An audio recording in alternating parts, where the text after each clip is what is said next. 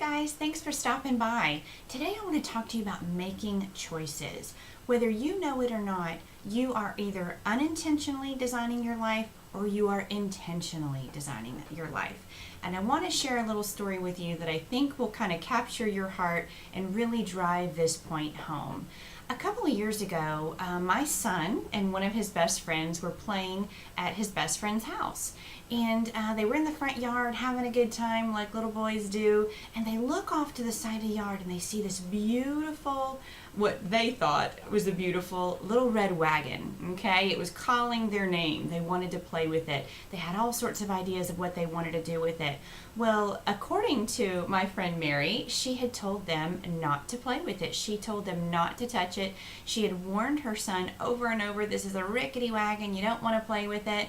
Well, you know what? It just called their name one too many times, so they decided to take that little wagon up to the top of the hill, and they were going to get in the wagon together and cruise down that hill and just have a great time, shoot the bad guys on the way down, and that was just going to be a great time. So they did that. They drug the wagon up to the top of the hill. Ashton got in the front, Jordan jumped in the back, Jordan pushes off, they start cruising down that hill, and about 3/4 of the way down, they realized that neither one of them had a way to brake. They didn't have a way to stop. And the momentum had just started taking them, and they both panicked. Well, my son happened to jump out about 3/4 of the way down the hill, and he got hurt. Ashton crashed and burned at the bottom of the hill. Well, as two little boys would that knew, oh my gosh, mom's going to kill us, they snuck in the house, they sneak into the kitchen, and Jordan's trying to clean Ashton up. He's bleeding all over the place. Jordan's got some spots too that he's trying to clean up. And as luck would have it, their mother walks in the kitchen, because that's always the way it works, right? And she says, what happened, guys? What happened? Oh my gosh, she's freaking out, they're bleeding. And they just kind of look at each other in panic mode and realize, oh my gosh, we're going to have to tell her what happened. And so Ashton begins to tell his mom that they decided to play with the little red wagon. Well, Mary had told Ashton numerous times not to play with that little red wagon. It was off limits. It was rickety. It was not a toy. It was for gardening purposes only.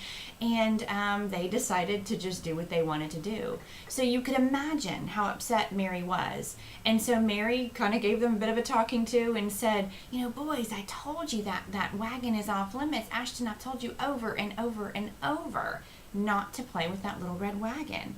And Ashton looked at her, and he paused for a moment, and then he says to her, well, Mom, if you didn't want me to play with it, why did you leave it out for me to possibly play with? And she when she was telling me this story, she said it was one of those mom moments. She just had to take a deep breath, and she thought about it for a moment, and then she realized this was going to be a great life lesson for these two boys.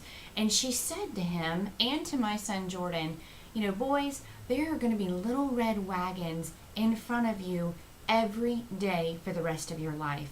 And you've got to be able to determine which ones you can play with and which ones you need to avoid. Life is all about choices. You have choices every single day. And the choices that you make are going to determine your tomorrow. Everything you do today is going to determine your tomorrow, and it's going to determine if you wind up doing and being who you were created to be.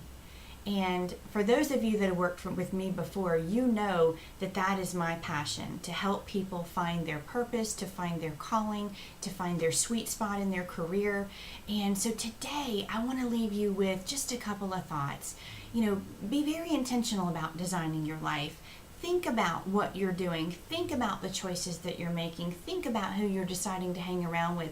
Think about this next job before you just accept it.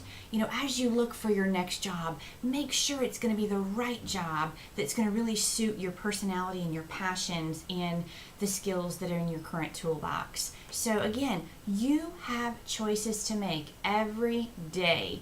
Take back your power, make your choices, and design a life that you love. See you next time.